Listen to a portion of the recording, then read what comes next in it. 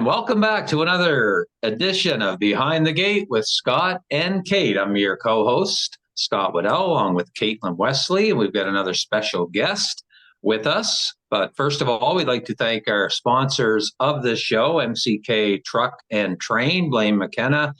And those folks do a fabulous job with transportation of horses around the region. And whether you're going to the U.S. or Ontario or wherever you want to go, he can take you there. So make sure you check out MCK Truck and Train.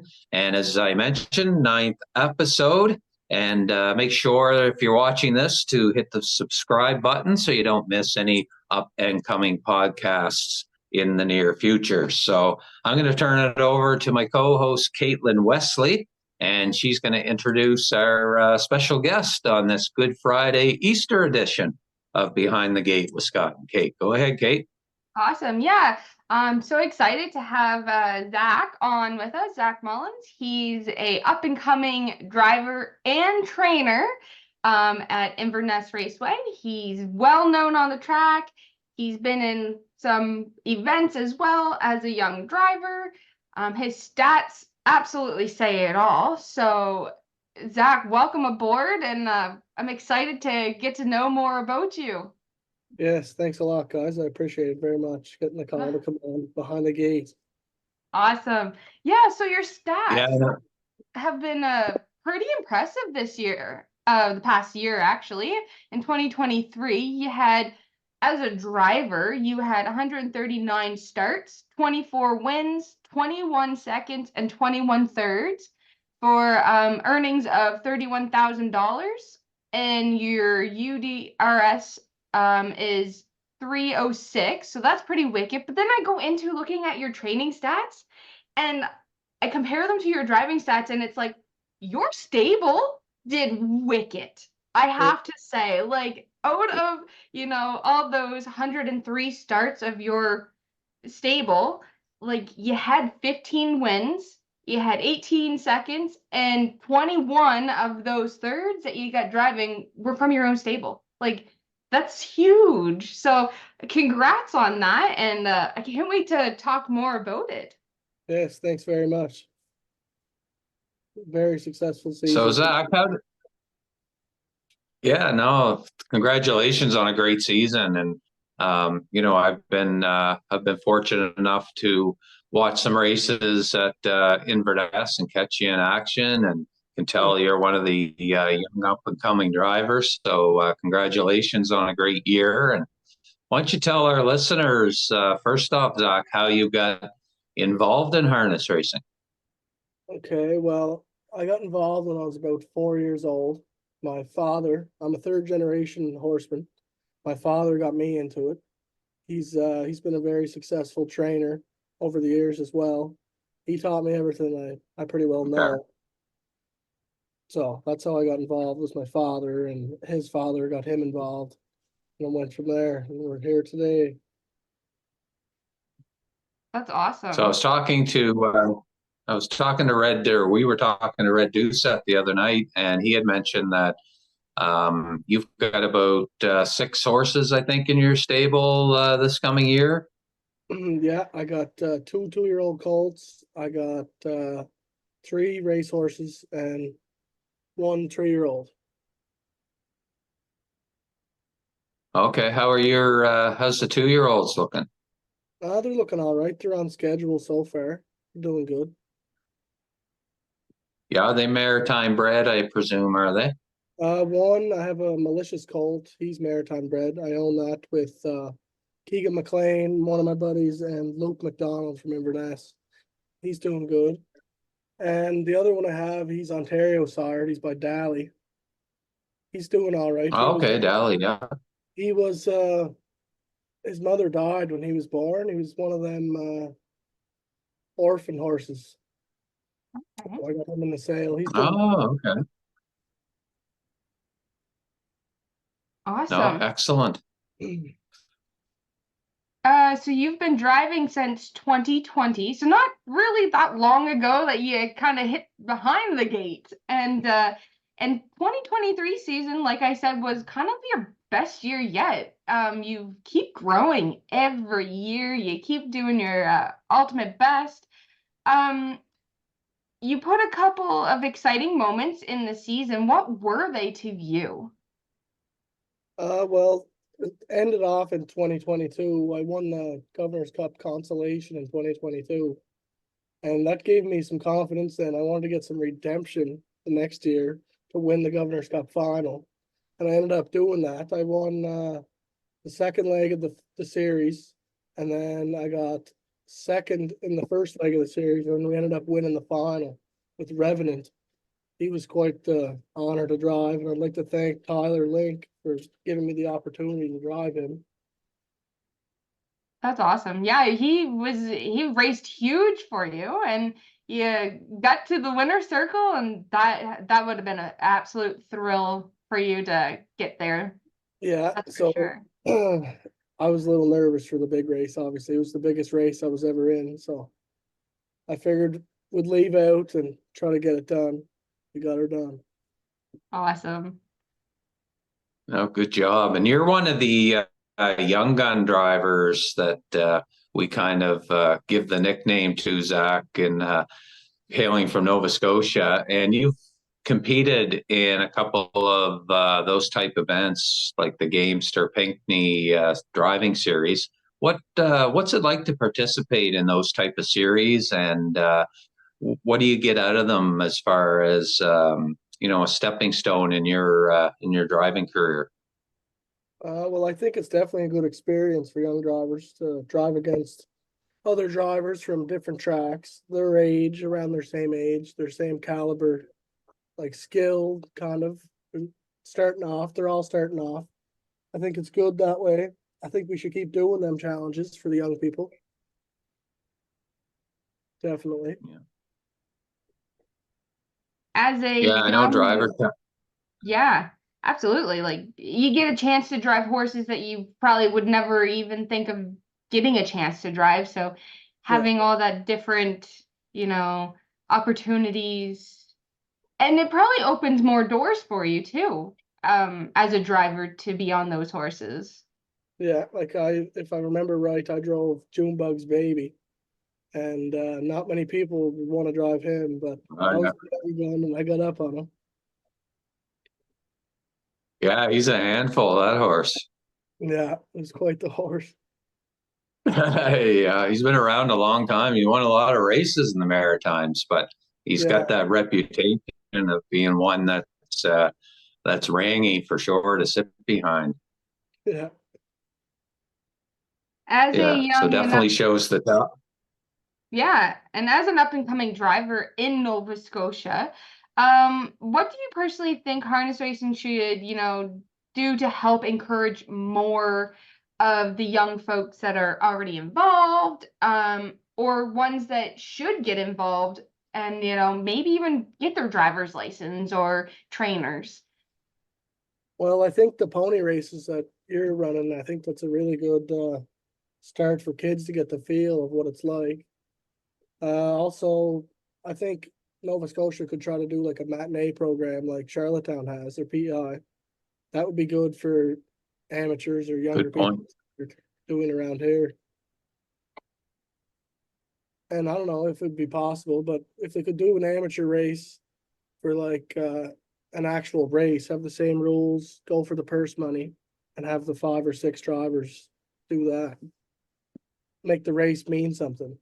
Absolutely. I totally get it.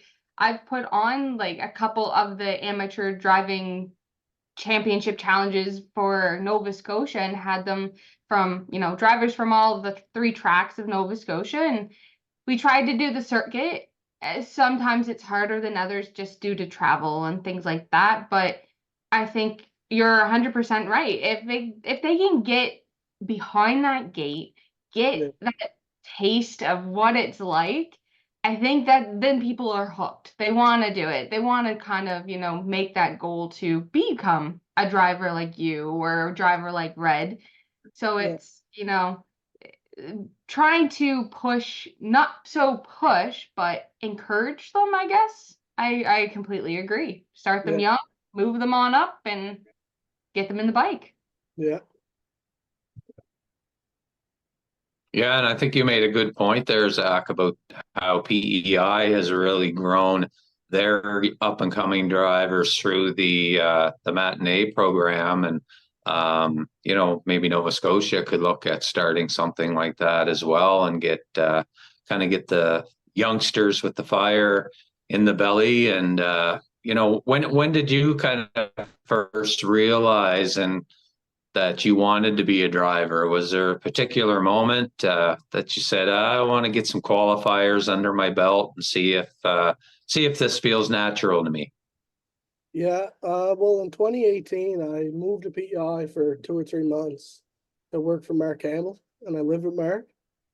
So Yeah, I was training and jogging for Mark a little bit, and he was saying that maybe I should get my license eventually because I'm doing good and stuff. So I took that into consideration, because coming from Mark Campbell, that's a pretty big honor to get them words said to you. So I thought yeah, about absolutely. yeah. Yes. So how long did you work for Mark? Just for the winter, I think it was 3 or 4 months in like 2018. Oh, okay. Yeah. Yeah, great experience. And like you say, when a guy like Mark sees some talent in you and tells you that, you should, try and make a go of this thing, then, it's certainly, great advice from a guy that's, the best in the Maritimes right now. Yeah.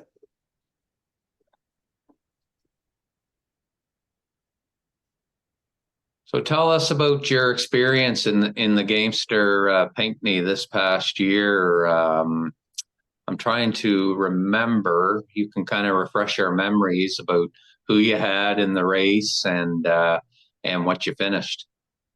I think the first one, I think there was 2 legs this year. Yeah, Pretty sure. yeah, And the first leg, I left out, and I ended up getting caught in like solid. I couldn't get out. There was people yeah, everywhere. They were 3 wide, coming 4 wide, and I was stuck behind all of them. Couldn't get out, and I had a handful. And yeah, the next start, I think I drove my own horse. I think no, it yeah. might be Rojo Mo, I think it was. And I think Okay. I got second there. I just about got her done, but Luke Armstrong came 4 wide through the stretch and got her done.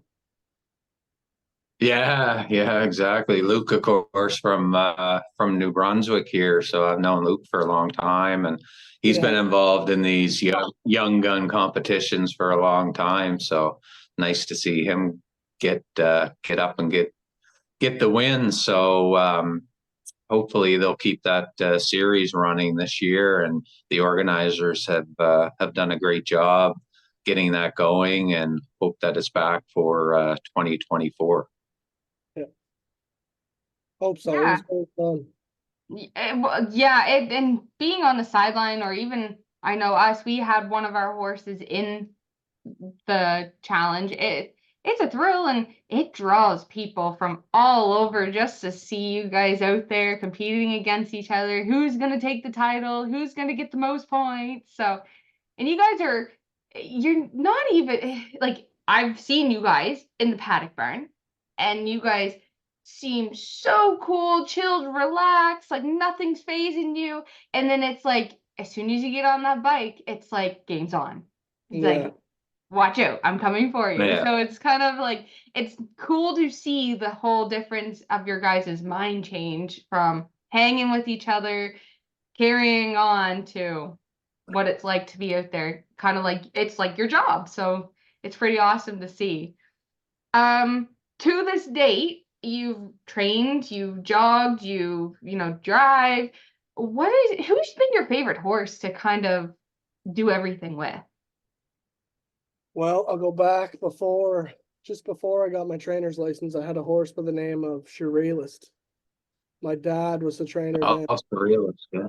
but I did most of the physical training, like on the track.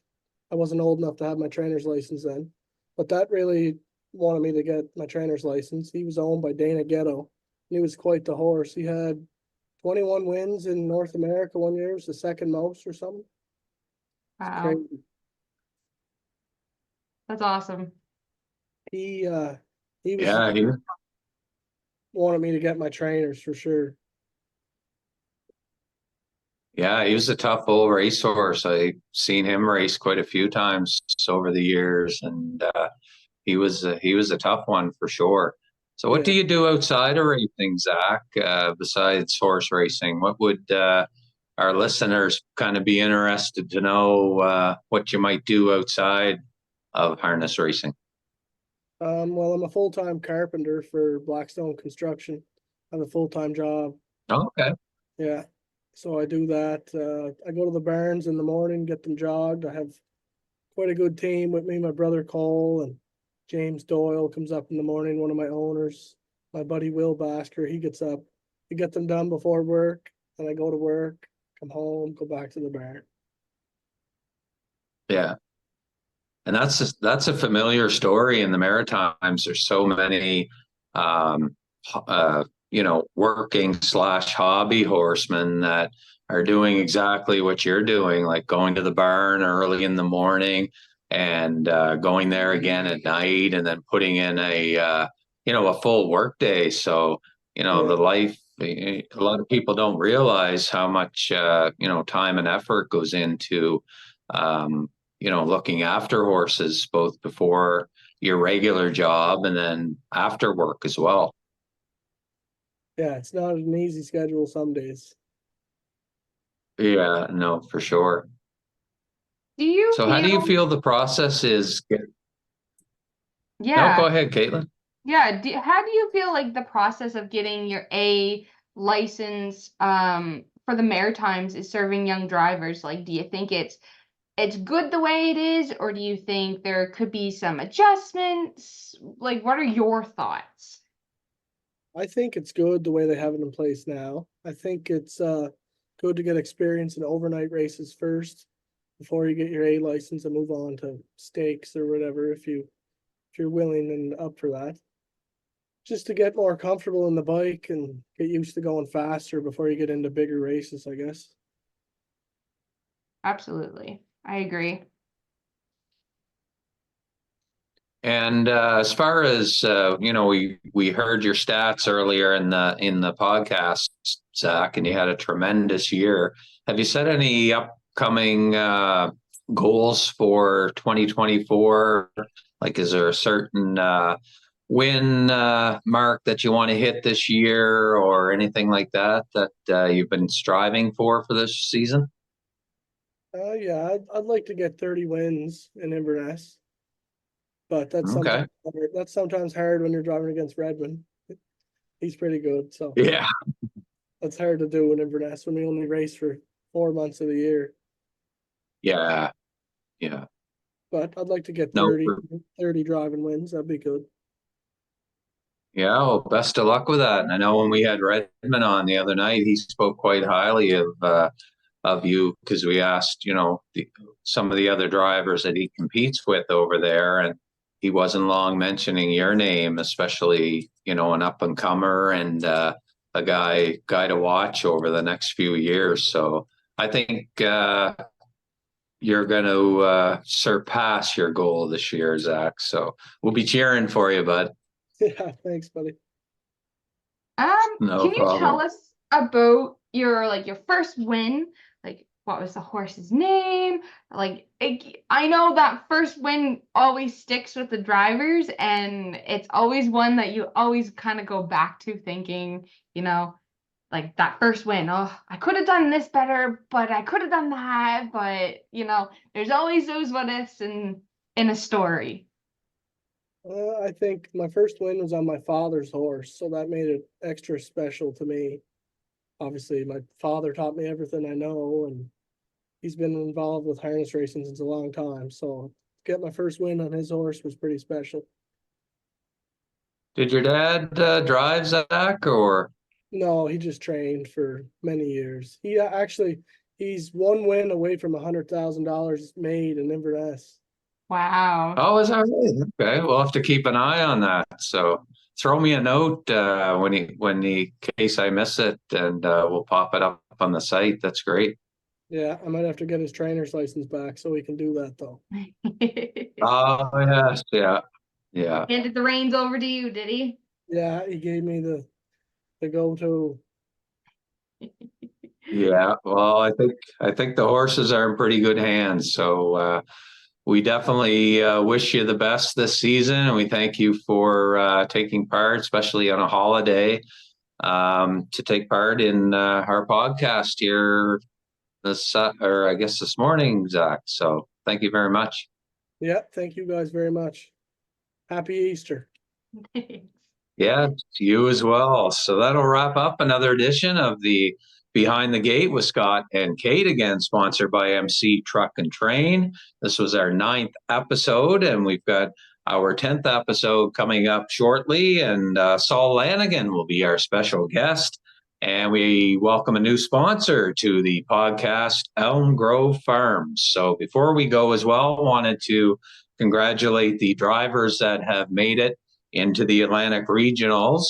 And it's Corey McPherson along with Kenny Murphy, David Dowling, Mark Campbell, Todd Treitz, and from Nova Scotia, we have Arden Momford, Paul Angel, and Redmond Doucette. And I think probably down the road, you're going to see Zach Mullins' name on there someday. So that's a prediction from here. So anyway, thank you very much for joining us. And I'm Scott Waddell along with my host, Caitlin Wesley. And thank you very much for tuning in. And again, don't forget to hit subscribe, and you'll be in for some great episodes upcoming so you don't miss out. So thanks again, and happy Easter to everybody.